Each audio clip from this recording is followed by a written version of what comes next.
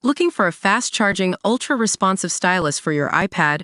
Meet the 2X Fast Charge Active Stylus Pen, designed for 2018 to 2025 Apple iPads. Take your creativity and productivity to the next level. Click the link in the video description to shop now on Amazon. Bitcoin Bulletin.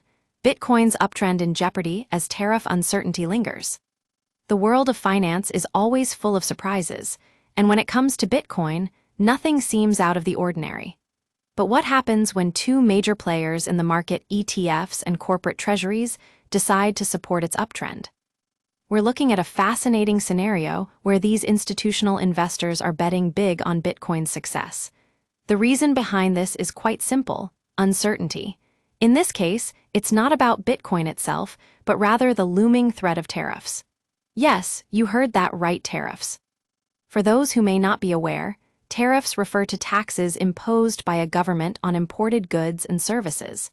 And when it comes to international trade, these tariffs can have a significant impact on businesses and investors alike. In recent months, there has been a lot of talk about the potential tariffs that could be imposed on various countries, including China.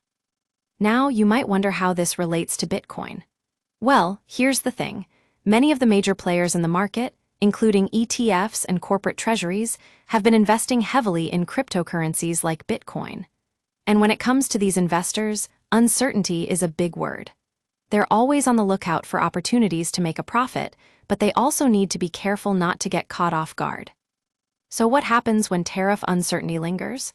Well, if institutional investors like ETFs and corporate treasuries are going to support Bitcoin's uptrend, it means that they're betting on its success. And that's exactly what we've seen in recent months.